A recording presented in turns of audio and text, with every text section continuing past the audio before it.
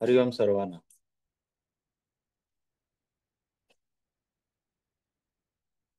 मागचा आठवडा गेलाय.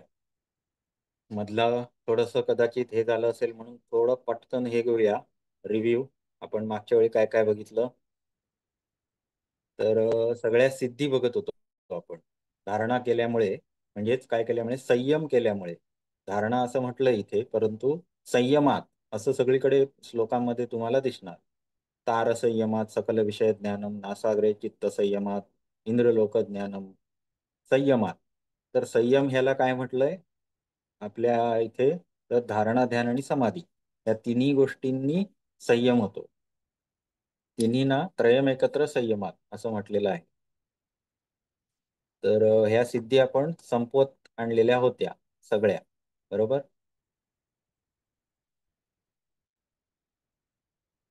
आता आपण प्रत्याहाराकडे जाणार आहोत. धारणावरून पुढे प्रत्याहार, पंचविध प्रत्याहार. बरोबर.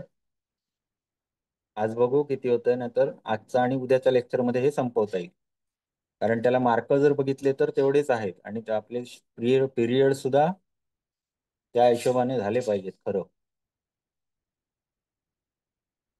चला पुढे. अथ प्रत्याहारासह पंचविधाः विषयेषु विचरताम् इंद्रियाणां बलात् आहरणं प्रत्याहारः यद्यत् पश्यति तत्सर्वा सर्व सर्वमात्मेति प्रत्याहारः नित्यविहित कर्मफल त्यागः प्रत्याहारः सर्व विषय पराङ्मुखत्वं प्रत्याहारः अष्टादशसु मर्मस्थानेषु क्रमाद धारणं प्रत्याहारः. ठीक आहे. प्रत्याहार. प्रत्याहार हा 5 प्रकारचा आहे. किती? अथ प्रत्याहार. आता प्रत्याहार सांगत आहोत. स पंचविधाः तो 5 प्रकारचा आहे. विषयेषु विचरताम इंद्रियाणाम बलाद आहरणम प्रत्याहारः विषयांमध्ये प्रवृत्त असणारी किंवा असणारी इंद्रियांना बलाने आहरणम म्हणजे विषयांपासून परावृत्त करणे इति प्रत्याहारः. पुढे. यद्यत पश्यति तत्सर्वम आत्मेति प्रत्याहारः जे जे दृष्टीपथात येईल ते ते सर्व आत्मरूप आहे असे जाणणे हा प्रत्याहाराचा दुसरा प्रकार होय. त्यानंतर आता हे सगळं प्रत्याहार जर विचारला तर आपल्याला हे जसंच्या तसं मराठीतून लिहिता आलं पाहिजे. इंद्रियांना बलाने त्यांच्या विषयापासून सोडवणे म्हणजे प्रत्याहार. पहिली व्याख्या. दुसरी व्याख्या, जे जे दिसत आहे समोर ते सर्वांमध्ये सर्व गोष्टी या आत्मस्वरूपच आहेत असे मानणे म्हणजे प्रत्याहार होय. प्रत्येक नित्यविहित कर्मफल त्याग हा प्रत्याहार. प्रत्येक दिवशी करण्याच्या नित्य कर्मांच्या फळांचा त्याग करणे म्हणजे प्रत्याहार. म्हणजे कर्मफलाचा त्याग हा सुद्धा प्रत्याहार आहे. पुढे. सर्व विषया परांगमुखत्व प्रत्याहार सर्व विषयांपासून अनासक्त होणे म्हणजे प्रत्याहार. आणि अष्टादशु मर्मस्थानेषु क्रमात धारणम प्रत्याहार 18 प्रकारच्या मर्मस्थानांमध्ये चित्ताला एकाग्र करणे म्हणजे प्रत्याहार होय. आता ही 18 प्रकारची आहे तिथे दिलेली. पादांगुष्ठ क्रमाने खालपासून वरपर्यंत आहे बघा. पादांगुष्ठ म्हणजे पायाचा अंगठा. गुल्फ म्हणजे वरचा सांधा पायाचा. त्यानंतर जंघा, जानू, उरू, पायू, मेढ्र, नाभी, हृदय, कंठकूप, तालू, नासा आणि अक्षिभ्रूमध्ये ललाट आणि मूर्ध्नी स्थानानी तेषु क्रमात आरोह अवरोह क्रमेण प्रत्याहारे. पायाचा अंगठा, टाच, जंघा, जानू, मांड्या, गुदस्थान, मेढ्र, नाभी, हृदय, कंठकूप, तालू, नासिका, नेत्र, भ्रूमध्य, कपाळ, मूर्धा ही मर्मस्थानं आहेत. ही 18 त्यांनी सांगितली आहेत. त्यावर आरोह अवरोह क्रमाने प्रत्याहार करावा. आरोह अवरोह म्हणजे खालून वर आणि वरून खाली. आरोह म्हणजे खालून वर, अवरोह म्हणजे वरून खाली. अशा पद्धतीत प्रत्याहार यांनी सांगितलेला आहे. पंचविध प्रत्याहार. प्रत्याहारावर टीप आलेली आहे आजपर्यंत. त्यामुळे हा हा करून ठेवा व्यवस्थित. पंचविध धारणा अथ धारणा सपंचविधा. मागच्या वेळी आपण तिथे पंचविध धारणा बघितलेल्या खऱ्या. धारणा हे प्रकरण चालू झालं तिथे बघितलेलं, पण आता इथे परत आलेलं आहे. आता हे असं कशामुळे झालेलं असू शकतं, तर हे सगळं जे आहे ना लिखित स्वरूपात मिळालेलं कुठेतरी ह्याच्यावर काय म्हणतात पत्र, हस्तलिखित आहेत जी मिळालेली आहेत, आणि त्या क्रमानं मग ते मांडताना किंवा वेगवेगळ्या पद्धतीत वेगवेगळ्या ठिकाणचं एकत्र केलेलं मटेरियल, याच्यामुळे हे सगळे असे गोंधळ बऱ्याच उपनिषदांमध्ये मिळतात. तशातला प्रकार आहे. सपंचविधा आत्मनी मनोधारणम, देहराकाशे बाह्यकाश धारणम,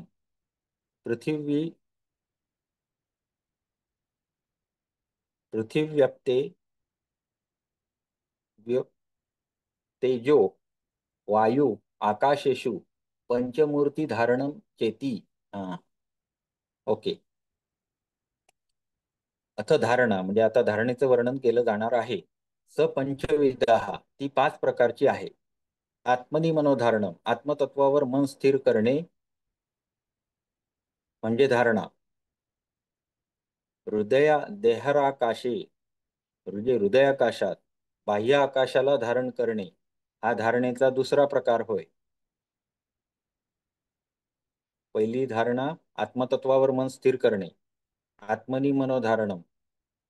देहाराकाशे बाह्याकाश धारणम, हृदयाकाशामध्ये बाह्य आकाशाला धारण करणे हा धारणेचा दुसरा प्रकार होय. त्यानंतर पृथ्वी आप तेज वायू आकाश, पृथ्वी जल अग्नी वायू आणि आकाश यांच्या ठिकाणी पंचमूर्ती धारणम म्हणजे पंचमूर्तींची भावना करून चित्त स्थिर करणे म्हणजे धारणा होय.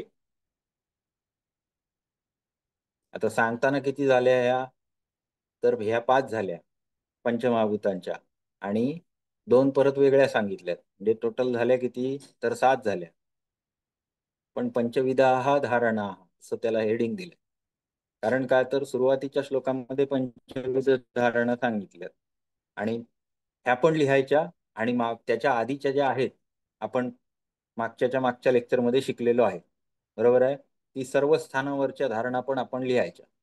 आलं लक्षात? कुठेही सोडायचं नाही काही. बरोबर. पुढे द्विविधम ध्यानम. ध्यान 2 प्रकारचं. अथ ध्यानम तद्विविधम सगुणम निर्गुणम चेती. सगुण आणि निर्गुण हे 2 ध्यानाचे प्रकार आहेत. सगुणम मूर्ती ध्यानम, निर्गुणम आत्मयथात्म्यम. आत्मयथात्म्यम. ध्यान हे 2 प्रकारचे आहे, सगुण ध्यान आणि निर्गुण ध्यान. मूर्तीवर लावले गेलेले ध्यान म्हणजे सगुण ध्यान, तर आत्मतत्वाच्या यथार्थ स्वरूपावर लावले जाणारे ध्यान हे निर्गुण ध्यान होय. आता सुरुवातीला ह्यांनी ध्यानाचे बघा किती प्रकार सांगितले.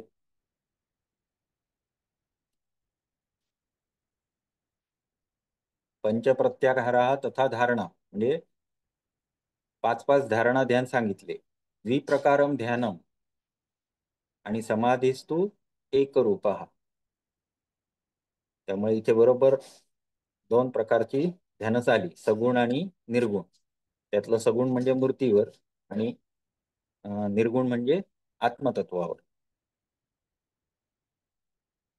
परत आता समाधी स्वरूपम. अथ समाधी जीवात्म परमात्म ऐक्यावस्था त्रिपुटीरहिता परमानंद स्वरूपा शुद्ध चैतन्यात्मिका भवती। जीवात्म परमात्म ऐक्यावस्था। जीवात्मा परमात्मा एकच आहे असे जाणण्याची अवस्था म्हणजे ध्यान, समाधी, सॉरी, त्रिपुटी रहिता। हे परवा सरांनी सांगितलेलं मागच्या उपनिषदाच्या वेळी। काय? ज्ञाता, ज्ञेय आणि ज्ञान। बरोबर। हे तिन्हीही रहित होता अशी अवस्था म्हणजे परमानंद स्वरूप, शुद्ध चैतन्यात्मिका भवती। जीवात्मा आणि परमात्म्याची एक अवस्था ती ज्ञाता, ज्ञेय आणि ज्ञान या त्रिपुटीने रहित आहे, जी परम आनंद स्वरूप आहे व जे शुद्ध चैतन्याने युक्त आहे अशी अवस्था म्हणजे समाधी होय। याच्यामध्ये आपल्या योगशास्त्राप्रमाणे कुठली समाधी अपेक्षित असेल?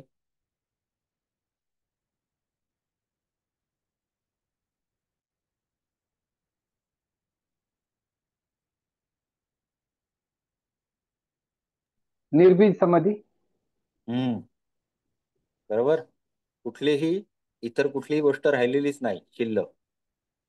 शुद्ध चैतन्य तेवढं शिल्लक राहिलेलं आहे, परमानंद स्वरूप म्हणजेच आपल्याकडची अवस्था जी शेवटची सांगितलेली आहे तीच निर्भीज समाधी।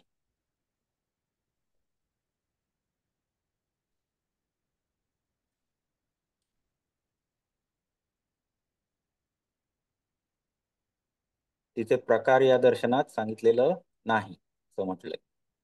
आता पुढे निर्विशेष ब्रह्मस्वरूपम।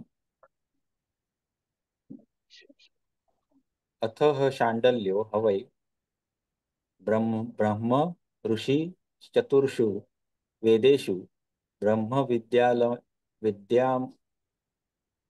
विद्यामलभमानः किं नात्यथर्वाणं भगवन्तम् उपसन्नः पप्रच्छ अधिः भगवन् ब्रह्म विद्यां येन श्रेयो अवाप्स्यामीति स हो होवाचाथर्वा शाण्डिल्य सत्यम विज्ञानम अनंत ब्रह्मम।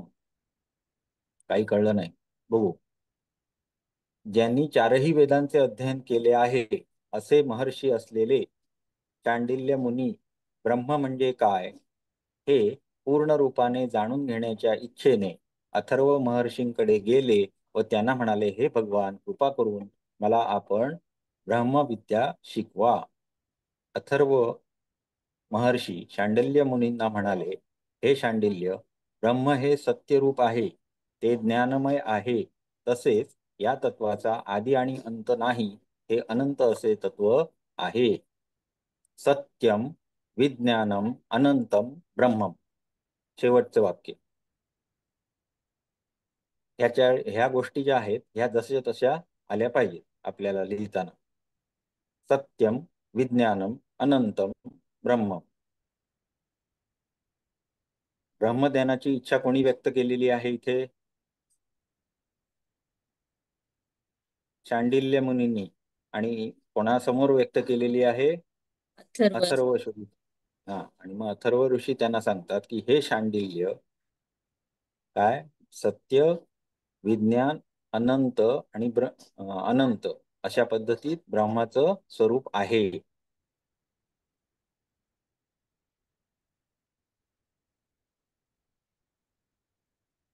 अर्थ आधी वाचूया कारण फारच हे दिसतंय।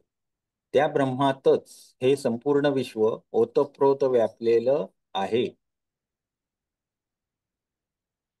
ओतम च प्रोतम च यस्मिन् निदम संच विचैती सर्व यस्मिन् विज्ञाते सर्वमिदं विज्ञातम। याला जाणण्याने सर्वच जाणलं जातं, त्याच्यामुळे हे हे त्याच्यामुळेच हे संपूर्ण ब्रह्मांड गतिमान आहे। विचैती म्हणजे विचरण करत आहे किंवा ब्रह्मांड गतिमान आहे।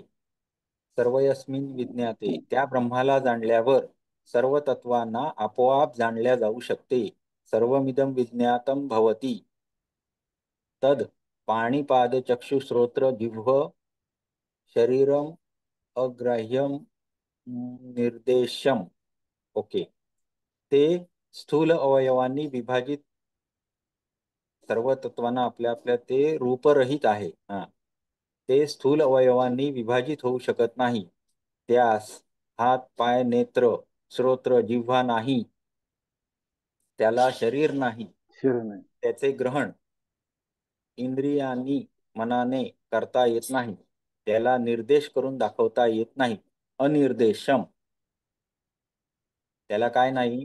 पाद तद पाणीपाद चक्षु श्रोत्र जिव्हम हे नाही. अशरीरम अग्राह्यम अनिर्देशम एवढे गुण त्याच्यामध्ये सांगितलेलं आहे. ब्रह्मणः अनिर्देशत्वम हेच आपण बघत आहोत. या ब्रह्माचं ते विवेचन करत आहेत अथर्व ऋषी. ते कसं आहे तर त्याला कुठल्याही प्रकारचं इंद्रिय नाही, त्याला कुठल्याही प्रकारचं शरीर नाही, आणि ज्याला आपले इंद्रिय ग्रहण करू शकत नाही, आपल्या इंद्रियांनी ते ग्रहण होऊ शकत नाही. नाही. आता ह्याचंच वर्णन भगवद्गीतेत वेगवेगळ्या प्रकारे केलेलं आहे. बरोबर ना? ज्याला वारा सुकवू शकत नाही, अग्नी जाळू शकत नाही, अशा पद्धतीत वर्णन केलेलं आहे. यतो यतो ब्रह्मणः अवांग मानसो गोचरत्वम. ओके. यतो वाचो निर्वर्तन्ते अप्राप्य मनसा सह यत् केवलं ज्ञानगम्यम प्रज्ञाच यस्मात् प्रसूता पुराणी यद एकमेव द्वितीयम् आकाशवत् सर्वगतं सुसूक्ष्मं निरंजनं निष्क्रियं सन्मात्रं चिदानंदैकरसं शिवं प्रशांत अमृतं तत्परं च ब्रह्मम् तत्त्वमसि तज्ज्ञानेन हि विजानीहि. शांत. आता वाणीने त्याचे वर्णन करता येत नाही. यतो वाचो निवर्तन्ते अप्राप्य मनसासह, तसेच मनानेही त्याची प्राप्ती होऊ शकत नाही, कारण मन हे सुद्धा भौतिक आहे. बरोबर. वाणीने ज्या तत्वाचे वर्णन करता येत नाही, तसेच मनानेही ते प्राप्त होत नाही. अप्राप्य मनसा. यत केवलम ज्ञानगम्यम, केवळ ज्ञानाने जाणता येते. प्रज्ञाच यस्मात प्रसूता पुराणी, प्राचीन ही प्रज्ञा, वैज्ञानिक भंडार. प्राचीन ही प्रज्ञा, प्रज्ञा म्हणजे ज्ञान अशा स्वरूपात. वैज्ञानिक ज्ञान. भंडार, वैदिक ज्ञान हे या तत्वापासूनच निर्माण झालेले आहे. आलं का लक्षात? म्हणजे वेदांचं महत्व इथे करून दिलं. अशा प्रकारचं ज्ञान की ज्याच्यापासून सगळं वैदिक भंडार निर्माण झालेलं आहे. ते तत्व एकच आहे. यद एकमेव द्वितीयम, एकच आहे, दुसरं नाही. या समकोट एकमेव द्वितीयम, याच्यात दोन गोष्ट झालं. एकमेव म्हणजे एकच, आणि अद्वितीय म्हणजे दुसरं नाही. द्वितीयम आकाशवत सर्व दुसरं नाही. सुसूक्ष्म. आकाशवत म्हणजे आकाशाप्रमाणे सर्वत्र विचरण किंवा सर्वत्र अस्तित्व असणारे आकाशाप्रमाणे. सर्वगतम सुसूक्ष्मम, सर्वत्र विचरण करू शकते. तसेच ते तत्व सूक्ष्म आहे, अवयवरहित आहे. निरंजनम निष्क्रियम, अवयवरहित आहे. सत्रूप आहे, चित्रूप आहे.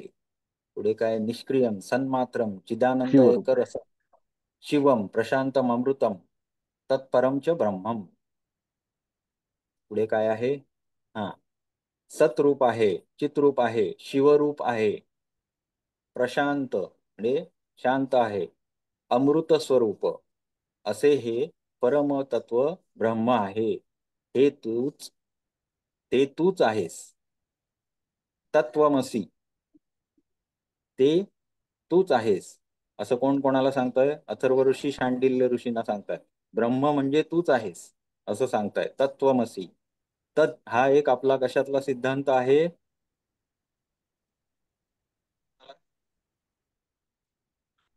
अद्वैत वेदांत तत्ब्रह्म. ब्रह्मवाक्य जी आहेत त्याच्यामधलं हे एक वाक्य आहे आणि हे दुसऱ्या उपनिषदांमध्ये पण आलेलं आहे. कुठल्या उपनिषदात ते आता सांगता येणार नाही, पण कठोपनिषद किंवा इतर कुठल्या तरी उपनिषदामध्ये हे वाक्य आहे. तर ह्याचा इथे यांनी उल्लेख केलेला आहे. तत्वमसी तज्ज्ञानेन हि विजानीहि. या महावाक्याच्या ज्ञानानेच तू ते तत्व जाण, असं ते अथर्व मुनींना सांगतायत. शांडिल्य ऋषी अथर्व ऋषी शांडिल्य ऋषींना सांगतायत की ते ब्रह्म तूच आहेस.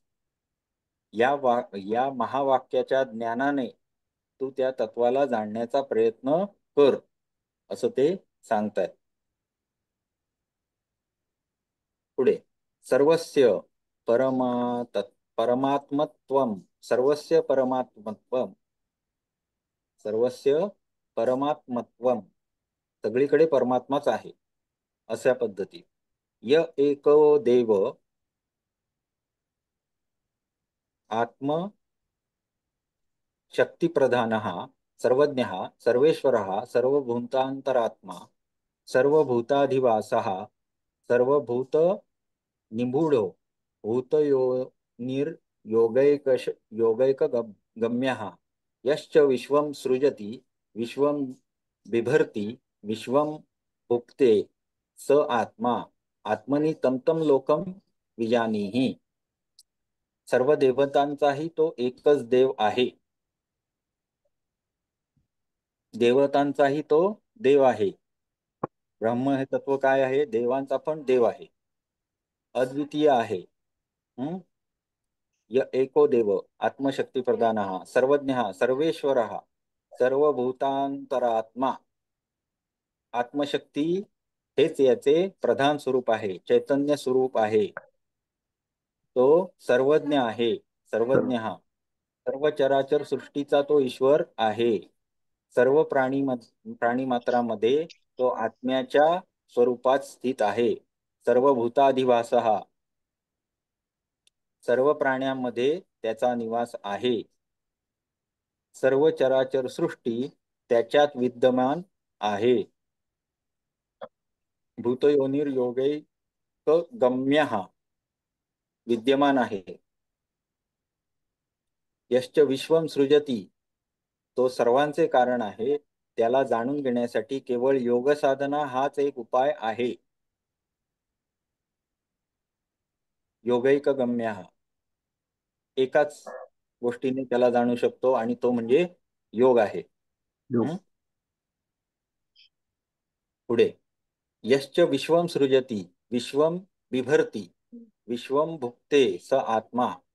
जो संपूर्ण विश्वाला निर्माण करतो, त्याला धारण करतो, त्याचे पालन करतो, तोच आत्मा होय, तेच ब्रह्म होय. याच आत्म्यात सर्व लोक निरंतर विद्यमान आहेत असे जाणावे. आत्मनि तम लोकम विजानीहि. यात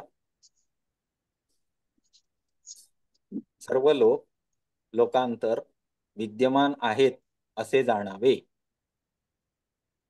हे सर्वमेकम ब्रह्मम किंवा तत्वमसी, दुसऱ्या शब्दाचं पण हे झालं की यामध्ये ब्रह्म हेच सृष्टीच्या म्हणजे सृष्टीच्या संपूर्ण गोष्टींमध्ये असणारं एकमेव तत्व, अशा पद्धतीत ह्यांनी कशाची हे केलेली आहे? अद्वैत वेदांताची, बरोबर आहे, पुष्टी केलेली आहे. याच तत्वाने सगळ्या गोष्टी निर्माण झाल्यात असं यांनी इथे सांगितलंय. मा शोची आत्मविज्ञानी शोकस्यांतम गमिष्यसी. शोची म्हणजे शोक करणारा. ओके, हे शांडिल्य, तू सुद्धा शोकापासून मुक्त होऊन जा. आणि शोक कशाला म्हटलेला आहे? सर्व संसार, ज्याला अनात्म गोष्टींना आत्म समजून जो चालवलेला आहे त्याला शोक म्हटलेला आहे. त्यांना या शोकापासून मुक्त होऊन जा, कारण जे आत्मतत्वाला जाणतात ते शोकरूप किंवा दुःखरूपाला सागरात तरुण दुःखरूपी सागराला तरून जातात. तू सुद्धा दुःखाचा अंत प्राप्त करशील. कारण हे तत्व काय आहे? परमानंद स्वरूप, असं पहिल्यांदा सांगितलेलं आहे. हा झाला द्वितीयोध्याय. तृतीयोध्याय. ब्रह्मणो वस्तुतः निष्प्रतियोगिक स्वमात्रत्वम् अथ हेनं शाण्डिल्यो ह्यथर्वणं प्रपृच्छ यद एकमक्षरं निष्क्रियं शिवं सन्मात्रं परं ब्रह्मम् तस्मात् कथमिदं विश्वजायते कथं स्थीयते कथं स्मिल्लीयते तन्मे संशयं छेत्तुम् अर्हसीति स हो वाचाथर्वा अथर्वा सत्यं शाण्डिल्यं परब्रह्म निष्क्रिय अक्षरम इति. त्यानंतर शांडिल्यांनी अथर्व मुनींना विचारले, जर हे परब्रह्म तत्व एकच नाश न पावणारे क्रियारहित शिवरूप केवल सतरूपी असे आहे, तर मग या ब्रह्मातून हे विश्व कसे निर्माण झाले? प्रश्न बरोबर आहे. आपल्याला पण हा प्रश्न पडतो. आपण त्यावेळी पुरुष प्रकृतीचा पण असा प्रश्न निर्माण केलेला होता. बरोबर आहे. जर हे तत्व अशा स्वरूपात आहे, क्रियारहित आहे, तर मग त्याच्यापासून सगळे विश्व कसे निर्माण झाले, त्याच्यातच कसे स्थित राहते व त्या ब्रह्मतत्वातच ते कसे लीन होते? माझ्या या संशयाचे निराकरण करण्यास आपण समर्थ आहात. यावर अथर्व ऋषी म्हणाले, हे शांडिल्य, हे सत्य आहे. ब्रह्मतत्व हे निष्क्रिय म्हणजेच क्रियारहित नाशरहित असे तत्व आहे. क्रियारहित म्हणजे ज्याच्यापासून आणखी काही निर्माण होणार नाही, क्रिया ते करणारच नाही कुठली. मग त्याचा आता मग सृष्टीची चराचर सृष्टीची उत्पत्ती कशी झाली याच्याविषयी सांगणार आहे पुढे. ब्रह्मणो रूपत्रयम् अथा अपि स्यात् रूपस्य ब्रह्मस्त्रीणि रूपाणि भवन्ति निष्कलं सकलं सकल निष्कलं चेती. 3 स्वरूप असे असतानाही या रूप नसलेल्या ब्रह्माची 3 रूपे मानली जातात. इथे आता सृष्टिक्रम सांगतायत कशा पद्धती. असे असतानाही या म्हणजे तो निष्क्रिय आहे तरी पण त्याची रूप 3 मानली जातात. एकाच ब्रह्माची 3 रूपे आहेत. एक काय आहे? निष्कल, दुसरं सकल आणि तिसरं सकल निष्कल. आता इथे वैशिष्ट्य काय आहे? ज्याला रूप बोला, माईक चालू राहिला होता वाटतं. इथे त्यांनी वैशिष्ट्य म्हणून काय सांगितलंय? अरूपाचे रूप येथे वर्णिले आहे. पण अरूप कशाच्या दृष्टीने म्हटलं आहे? तर इंद्रिय गोचरत्वाच्या दृष्टीने अरूप म्हटलेलं आहे. आलं का लक्षात? आपल्या इंद्रियांनी ब्रह्मतत्वाला आपण अरूप म्हणता येईल जाणून घेताना, की त्याचं कुठलंही रूप आपल्याला दिसणार नाहीच आहे. परंतु याचे 3 काय केलेली आहेत? रूप मानलेली आहे. आता निष्कल ब्रह्माविषयी सांगतात. यत् सत्यम विज्ञानम आनंदम निष्क्रियम निरंजनम सर्वगतम सुसूक्ष्मम सर्वतोमुख निर्देशम अमृतम अस्ति तद तद तदिदम निष्कलम रूपम. तद इदम निष्कलम रूपम. ब्रह्माचे जे सत्य स्वरूप आहे अर्थात ज्ञानमय क्रियारहित निर्लेप व्यापक अत्यंत सूक्ष्म ज्याचा निर्देश करता येणे शक्य नाही, म्हणजे स्वरूपाला त्याच्या काही आकार नाही, बरोबर, असे अनिर्देश्य व अमृतमय असे जे ब्रह्माचे स्वरूप आहे ते ब्रह्माचे निष्कल रूप आहे.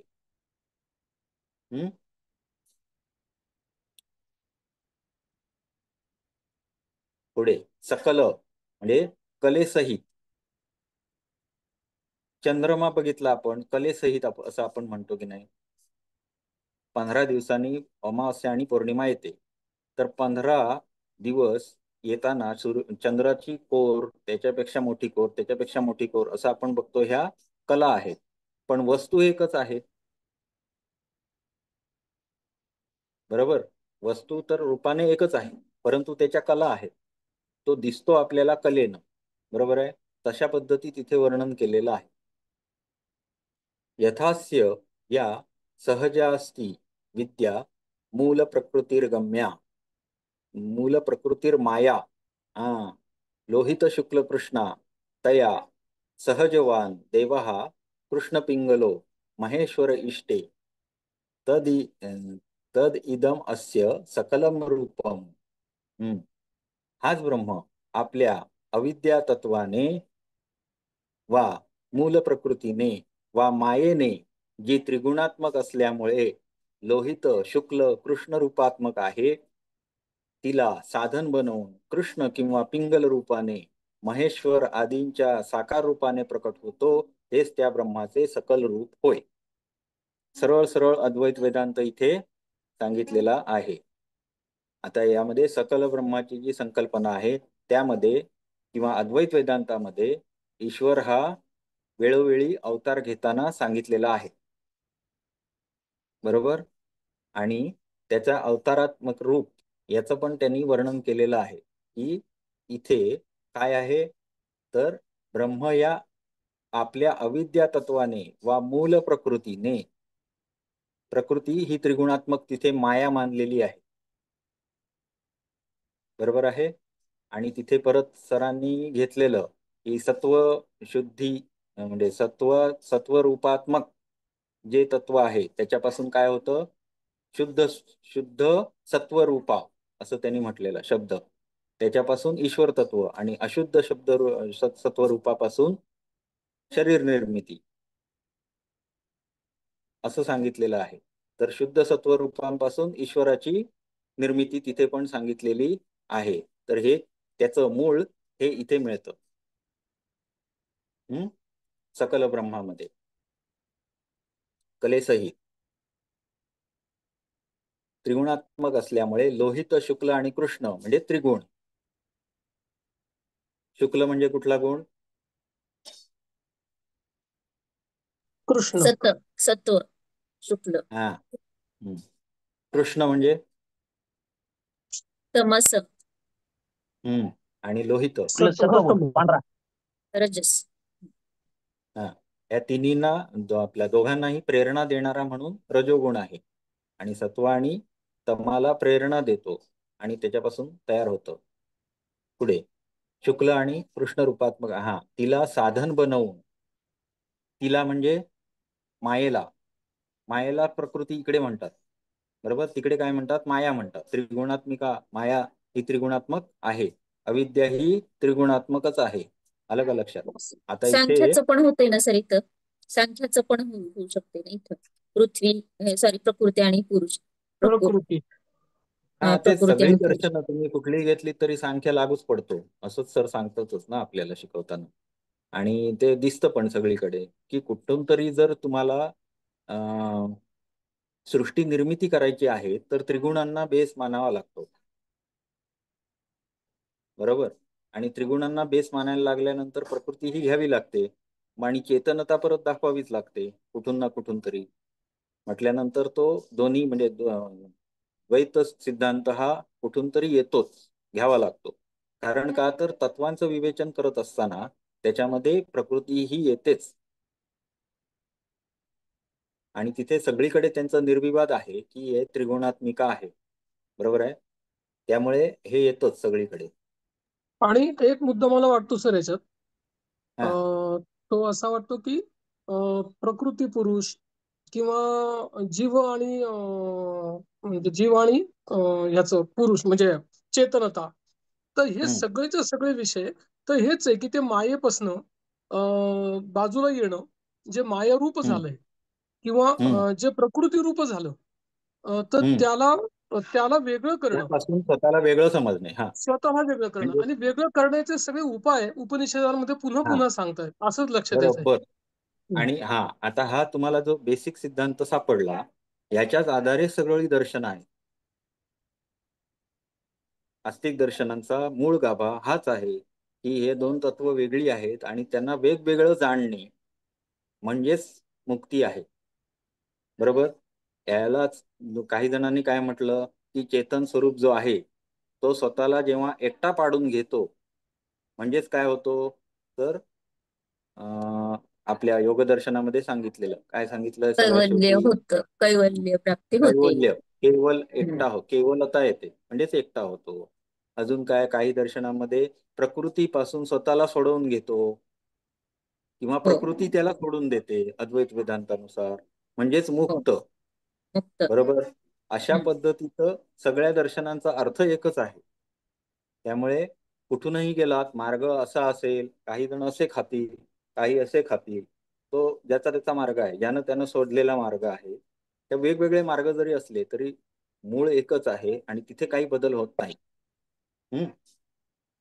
आणि सगळ्यात महत्वाचं दुसरं पण मला हे जाणवलं की जर आपण दोन तत्व मानली, की पुरुष एक तत्व मानलं आणि दुसरं तत्व मानलं प्रकृती, असं आपण म्हणूया की दोन तत्व तरी वेगवेगळी, म्हणजे एक जड आहे एक चैतन्य आहे असं आपण म्हटलं जरी, तरी सुद्धा सगळ्या, आता इथे जरी अद्वैत वेदांत म्हटला, जो द्वैत मानतच नाही, अद्वैत असंच मानणारा आहे, त्यांनी सुद्धा वर्णन करताना तीन गुणात्मक प्रकृतीचं वर्णन तर केलेलंच आहे. म्हणजे सृष्टी निर्मिती प्रक्रिया ही जी आहे ती सगळ्या दर्शनांमध्ये सारखीच येते. बरोबर अपोजिट किंवा अद्वैत, द्वैत म्हणणारे आहेत दोन दर्शन, सांख्य आणि योग, आणि अद्वैत मानणारे तिकडे आहेत, जे एकमेकाच्या पूर्ण विरोधा म्हणता येतील, परंतु दोघांचं वर्णन सारखंच मिळतं. आणि त्याच्या मधली जी दर्शनं आहेत दोन, जी कुठली आहेत? जैन आणि बुद्ध. हा, वैशेषिक आणि न्याय. न्याय दर्शन. हा, यांचा जर विचार केला तर ते हे जे पदार्थ आहेत त्यांना सिद्ध करण्यासाठी प्रयत्न करतात. ही जी तत्व आहेत त्यांना सिद्ध करण्यासाठी वेगवेगळी प्रमाण लावून निकषांच्या आधारे वैज्ञानिक दृष्ट्या, व्यावहारिक दृष्ट्या सिद्ध करण्यासाठी ती दर्शन आहे, असं त्यांचं एकंदरीत कोऑर्डिनेशन आहे. ती पण दर्शनं आत्मतत्व ही गोष्ट मानतात किंवा वैदिक ज्ञानाला पण मानतात, म्हणजेच आस्तिक दर्शनं आहेत. आणि त्या दर्शनामध्ये काय केलं गेलेलं आहे तर पुराव्याद्वारे, अनुमानाद्वारे किंवा इतर सगळी प्रमाणं जी आहेत त्यांच्याद्वारे सिद्ध करून दाखवलेलं आहे की आत्मतत्व आहे, पुनर्जन्म आहे, या गोष्टी त्यांनी तिथे सिद्ध करून दाखवलेलं आहे. मग तर्कशास्त्र म्हणून न्यायाचं वर्णन आहे. आता आम्हाला सर शिकवत आहेत न्यायशास्त्र, त्यामुळे आता सुरुवात आहे पण इंटरेस्टिंग वाटतंय भरपूर. चला पुढे. हा, तो इथे ईश्वराचं प्रागट्य हा आपण मुद्दा ह्यांनी इथे घेतलेला आहे. कृष्ण किंवा पिंगल रूपाने प्रकृतीला साधन बनवतो आणि साकार रूपाने प्रकट होतो. साकार रूपाने हे वैशिष्ट्य आहे. साकार रूपाने म्हणजे काय? निर्गुण नव्हे, सगुण. म्हणून प्रत्यक्ष आपल्याकडे प्रत्यक्ष जेवढे प्रत्यक्ष रूपाने, मनुष्य रूपात ईश्वर जन्म घेतो, आणि हा सिद्धांत फक्त अद्वैत वेदांताचाच आहे, ईश्वर जन्म घेतो. त्यामुळे हा सरळ सरळ अद्वैत वेदांताचा किंवा वेदांताचा सिद्धांत आहे. पुढे तिसरं काय आहे? सकल निष्कल ब्रह्म कॉम्बिनेशन. यथैव ज्ञानमयेन तपसा कियमानो अकायमत बहुस्यां प्रजायेति यथैतस्मात् तप्यमानात् सत्यकामात् त्रीण्यक्षराण्यजायन्त. बापरे, त्रीणी अक्षराणी जायंत. ओके. त्रिसो व्याहृतयस्त्रिपदा गायत्री त्रयो वेदास्त्रयो वेदास्त्रयो. बापरे, आपण आधी अर्थ वाचूया. हो, देवाश्रय वर्णाश्रय असं सगळं त्यांनी सांगितलं. आधी अर्थ वाचूया मग जाऊया श्लोकाकडे. त्यानंतर ज्ञानाने तपाने वर्धमान होत असलेल्या याच ब्रह्मतत्वाने मी प्रजावान हो अशी इच्छा केली, आणि म्हणूनच त्यापासून तपाने व सत्यकामनेने युक्त अशी 3 अक्षरे उत्पन्न झाली, 3 व्याहृती निर्माण झाल्या. भुः भुवः आणि स्वहा व्याहृती निर्माण झाल्या. 3 चरणांनी युक्त गायत्री मंत्र निर्माण झाला. 3 चरण आहेत गायत्री मंत्राचे. 3 वेद म्हणजे ऋक, साम आणि यजु हे निर्माण झाले. अरे सुरुवात बघा हा कशी आहे, परत एकदा वाचतो. त्यानंतर ज्ञानाने तपाने वर्धमान होत असलेल्या याच ब्रह्मतत्वाने कोणापासून कशी निर्मिती झाली? मी प्रजावान हो अशी इच्छा उत्पन्न झाली. याला योगदर्शनामध्ये काय म्हटलं? महत्तत्व, महान होण्याची इच्छा, महत्तत्व. बरोबर. पुढे इच्छा केली आणि म्हणूनच त्यापासून तपाने व सत्य कामनेने युक्त अशी 3 अक्षरे उत्पन्न झाली. भुहु, भुवः, स्वहा ही 3 अक्षरे उत्पन्न झाली. त्यांना काय म्हटलं जातं? व्याहृती म्हटलं जातं. 3 चरणांनी युक्त गायत्री मंत्र निर्माण झाला. 3 वेद निर्माण झाले. 3 देव निर्माण झाले. 3 देव म्हणजे ब्रह्मा, विष्णू, महेश. 3 वर्ण ब्राह्मण, क्षत्रिय, वैश्य हे निर्माण झाले. 3 अग्नी आहवनीय, गार्हस्पत्य आणि दक्षिणाग्नी निर्माण झाले. हा जो देव, जो सर्व ऐश्वर्य संपन्न आहे, सर्वव्यापी आहे, जो सर्व प्राणीमात्रांच्या हृदयात स्थित आहे, जो मायाधारी आहे, मायेचं धारण करणारा आहे व मायेने वेगवेगळी कार्य करून घेणारा आहे, तोच ब्रह्म होय. मायेकडून वेगवेगळी कार्य करून घेतो, तोच विष्णू होय, तोच रुद्र होय, तो सर्व देवता होय, तोच सर्व प्राणी मात्र होय. तो पूर्व, पश्चिम, उत्तर, दक्षिण, वर, खाली सर्वत्र तोच व्यापलेला आहे.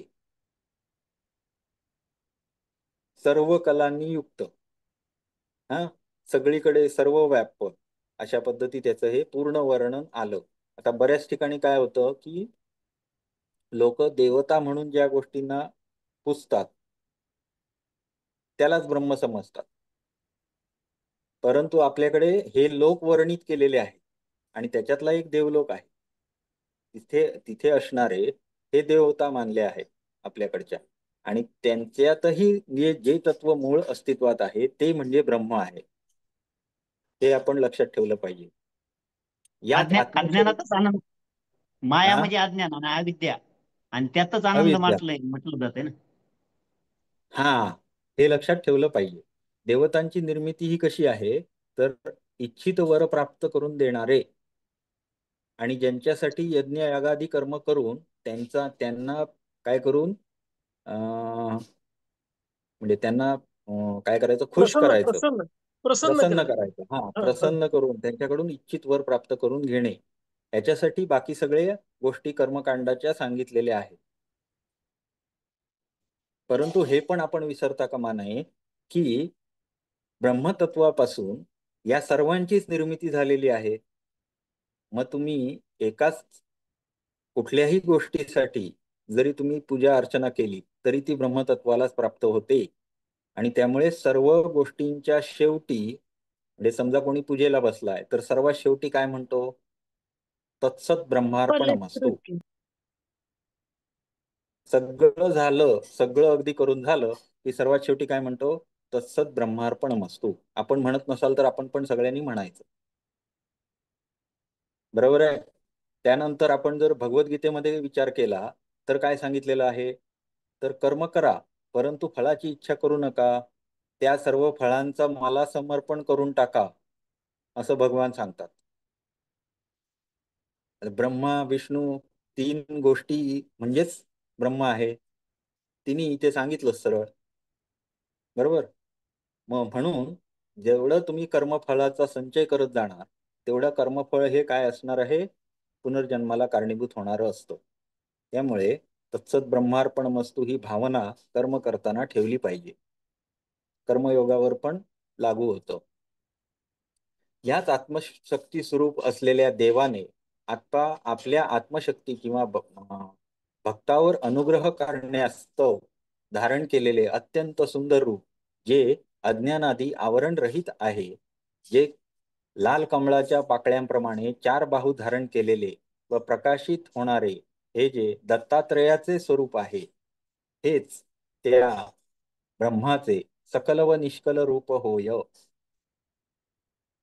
इथे दत्तात्रय यांचा हे सांगितलं महिमा, ज्याच्यामध्ये ब्रह्म आहे, जे ब्रह्मानं रूप धारण केलेलं आहे, अशा दत्तात्रेयांची इथे वर्णन केलेलं आहे. आणि म्हणजे या उपनिषदाचं हे वैशिष्ट्य आहे की याच्यामधून दत्तात्रेय संप्रदाय किंवा दत्त संप्रदाय त्याची बीज इथे सापडतात. आलं लक्षात? तर ते आपल्याला कथा साधारण माहिती आहे की अनुसूयेला येऊन देवतांनी मागणी केली की आम्हाला हे करायचं, स्तनपान करायला सांगितलं. मग त्याच्यानंतर तिनं आपल्या शक्तीनं त्यांना बाळ केली तिन्ही देवतांना, आणि त्यांना दूध पाजलं, अशी कथा आहे. पातिव्रत्य भंग होऊ नये म्हणून. तर त्यातून हे निर्माण झालं. असं हे काय, ह्याला काय म्हणायचं सगळ्याला, तर सगुण लोकांनी सगुणतेनं ती गोष्ट आपल्या समोर मांडली. सगुण म्हणजे आपल्या ह्याच्यासाठी सर्वसामान्य लोकांना पण गोष्टी पोचाव्यात म्हणून ती त्या पद्धतीनं निर्माण केली गेली असेल, किंवा ऍक्च्युअल कथा झाली असेल आपल्याला सांगता येणार नाही. परंतु दत्त संप्रदायाचं मूलभूत इथे आपल्याला बीज मिळतात, हे आपण याच्यातून बघू शकतो. भक्तावर अनुग्रह करण्यास्तव धारण केलेले अत्यंत सुंदर रूप, जे अज्ञानादी आवरण रहित आहे. त्याच्यामध्ये कोण कोण आहेत? ब्रह्मा, विष्णू आणि महेश तिन्ही आहेत अस्तित्वात, बरोबर. म्हणजेच या तिन्ही देवांना तोच विष्णू होय, तोच रुद्र होय, सर्व देवता तोच होय. म्हणजे कोण? ब्रह्मतत्व. त्याचं सकल निष्कल रूप आपण बघतो आहोत, आणि त्या सकल निष्कल रूपाला दत्तात्रेयाचं रूप असं मानलेलं आहे. कारण सुरुवातीला त्यांनी कसं सांगितलं की याच्या आधीचा श्लोक जो आहे, सगुण रूपाने निर्गुण ब्रह्म अभिव्यक्त होते, असं सांगितलेलं आहे पहिल्या श्लोकामध्ये. सगुण रूपाने, बरोबर. मग ते कसे होते सगुण रूपाने? तर दत्तात्रय म्हणून व्यक्त होते, असं इथे मागितलं. दत्तात्रेय रूपा सुरूपा तनुर रवासा इंद्रिवरदल प्रख्या चतुर्बाहू अघोरा पापकाशिनी तद इदम अस्य सकल निष्कलम रूपम.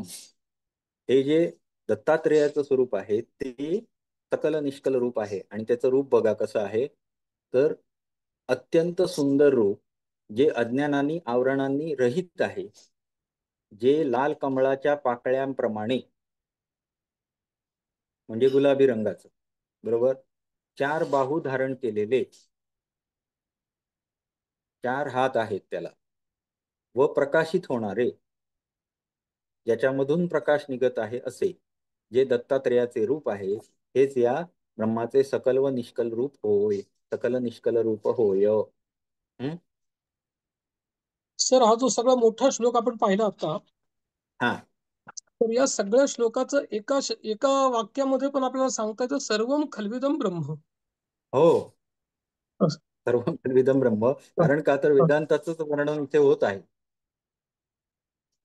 बरोबर.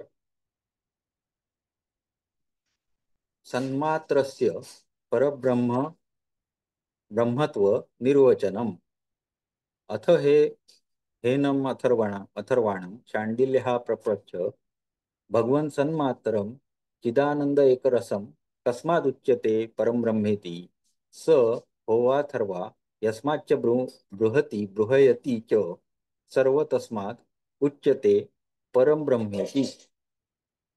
यानंतर शांडिल्य मुनींनी पुन्हा अथर्व ऋषींना विचारले, हे भगवान, सत मात्र, चिन्मात्र आणि आनंद रूप असलेल्या त्या तत्वाला परब्रह्म हेच नाव का दिले आहे? त्याला परब्रह्म असेच का म्हणतात? यावर अथर्व ऋषी उत्तर देतात की सच्चिदानंद हे तत्व सर्व तत्वांपेक्षा बृहत आहे.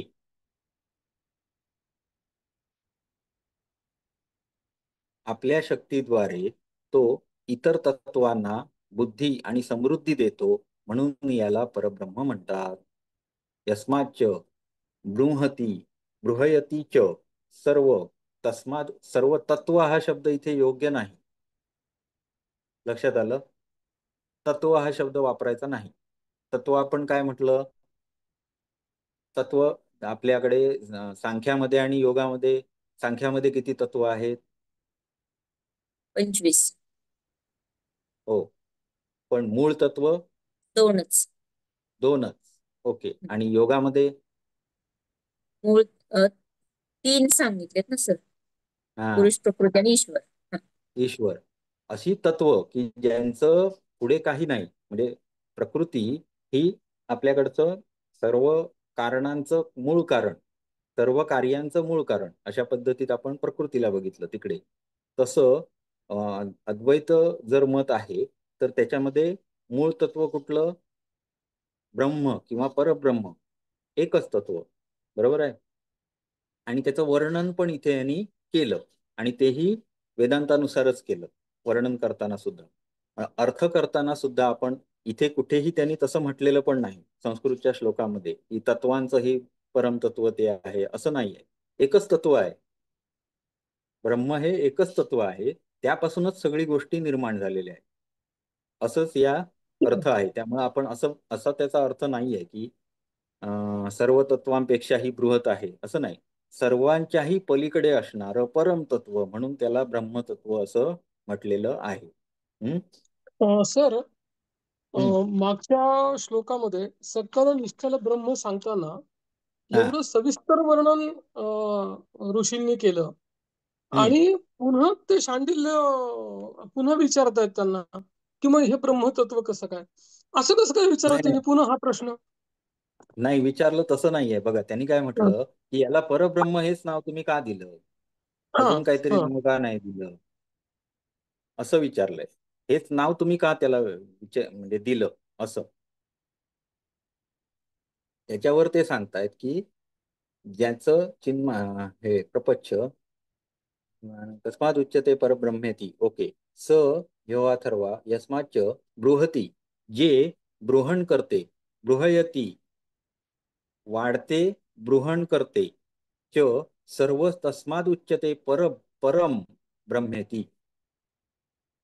म्हणून त्याला ब्रह्म म्हणजे बृहण या अर्थाने, हे लक्षात घ्या, या अर्थाने बृहण करणारं तत्व, सर्वांचं बृहण करणारं म्हणजेच काय, तर जो काही सृष्टीचा विकास आहे, बृहण केलेला आहे, वाढवलेला आहे, मायेला उत्पत्ती केली, ईश्वराची उत्पत्ती केली, सर्व बृहण केलं, सर्वांचं पोषण करणारं किंवा सर्वांच्या, जगनियंता. हा, अशा विस्तार पद्धतीचं केलेला. जे तत्व आहे ते परम आहे, म्हणून त्याला परम हे उपाधी लागली. आणि बृहण करणारं या अर्थानं ब्रह्म, अशा पद्धतीत 2 शब्द आहेत. पुढे सन्मात्रस्य आत्मतत्वनिर्वचनम् अथ तस्मादुच्यते आत्मेति यस्मात् सर्वम् आपनोति सर्वम् आदत्ते सर्वमत्ति च तस्मात् उच्यते आत्मेति. यानंतर शांडिल्यने पुन्हा विचारले, या तत्वाला आत्मा का बरं म्हणतात? तर परब्रह्माला परब्रह्म का म्हणतात असं विचारलं, आता याला आत्मा का म्हणतात? यावर अथर्व ऋषी उत्तरतात की हे परमतत्व संपूर्ण चराचर सृष्टीला व्यापून आहे, ते सर्व तत्वांना आपल्यात समाविष्ट करते व सर्व तत्वांना शेवटी आपल्यात विलीन करते, आत्मसात करते, म्हणून याला आत्मा म्हणतात. सर आता आत्मसात बघा बरं, करणार. नाही हा, आता बघा मस्त गेले की व्युत्पत्ती. मगाच्या सगळ्या वर्णनामध्ये हे डिटेल वर्णन आलंच आहे, आणि आलंच त्यांनी आहे पुन्हा पण हा प्रश्न विचारलाय हा. की याला आत्मा का म्हणायचं. अरे बाबा, मगाशी सगळ्याचं सगळं ब्रह्मांड त्यांनी निर्माण केलं, तो स्वतः घ्यायची ताकद ठेवतो, आणि तू पुन्हा विचारतो की ब्रह्म काय आहे, असं हा प्रश्न का आणला त्यांनी इथे? हा, तेच सांगतो की संस्कृतची इथे काय म्हणतात, देववाणी म्हणता येईल किंवा ईश्वरवाणी म्हणता येईल, याचं हे संपूर्ण उदाहरण आहे की तुम्हाला व्युत्पत्तीवरून शब्दाची जर व्युत्पत्ती फोड करायला आपण शिकलो तर बऱ्याच गोष्टी समजतात,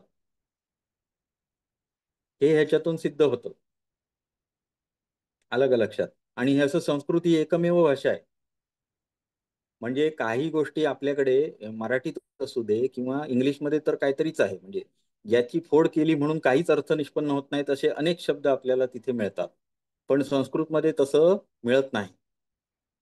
याची फोड केली, व्युत्पत्ती शोधून काढली व्यवस्थित, तर आपल्याला विषयाचं ज्ञान होतं. हे संस्कृत भाषेचं वैशिष्ट्य आहे. मग त्यावेळी त्यांनी हा विचार करूनच शब्द दिलेले आहेत आणि त्या शब्दांचं विवरण इथे त्यांना फोड करून सांगितले की आत्मा हा शब्दच का म्हटला गेला, तर तो सर्वांना आत्मसात करू शकतो असं जे तत्व आहे, म्हणून त्याला आत्मा असं म्हणतात. पुढे सन्मात्रस्य महेश्वरत्व निर्वचनम. किती वाजलेत. अथ कस्माद उच्यते महेश्वर इति यस्मान न महत ईशः शब्दध्वन्या चात्मशक्त्या च आत्मशक्त्या तस्माद उच्यते महेश्वर इति. हा, आता महेश्वराचं हे झालं बघा. शांडिल्याने विचारले, मग या तत्वाला महेश्वर का म्हणतात? परत पुढचा प्रश्न, परब्रह्म झालं, मग आत्मतत्व झालं, आता महेश्वर का म्हणतात? त्यावर अथर्व ऋषीने उत्तर दिले की महतः ईशः म्हणजे महेश्वर होय. महानात महान ईश्वर म्हणजे महेश्वर होय. महान तत्वामध्ये जे सर्वात जास्त ऐश्वर्यवान आहे ते महेश्वर होय. यस्मान महत ईशः शब्दध्वन्याच्या आत्मशक्त्या तस्माद उच्यते महेश्वर इति यस्मान महत ईशः. ओके. महानामध्ये सुद्धा महान, ऐश्वर्यवान. ईश्वर म्हणजे ऐश्वर्यवान. ईश्वर या शब्दाचं परत फोड आहे, लक्ष. ऐश्वर्यवान, जो ऐश्वर्याने युक्त असं जो आहे, सर्वात महान आहे तो, ते तत्व, हे आत्मतत्व सर्व महान तत्वांचे मूळ अधिष्ठान आहे, म्हणून त्याला महेश्वर असे म्हणतात. अर्थ साधारण एकच आहे, परंतु ईश्वर या शब्दाची फोड त्याच्याबरोबर जोडलेली आहे. ऐश्वर्यवान असा ईश्वर आणि त्याही पेक्षा महान महेश्वर. आलं लक्षात? पुढे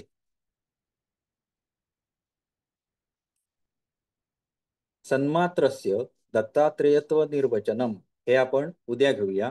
8 बरोबर वाजलेले आहेत. सरांचं लेक्चर ऐकण्याची आपल्याला सर्वांनाच उत्कंठा असते, त्यामुळं थांबूया इथे. हरिओम सर्वांना.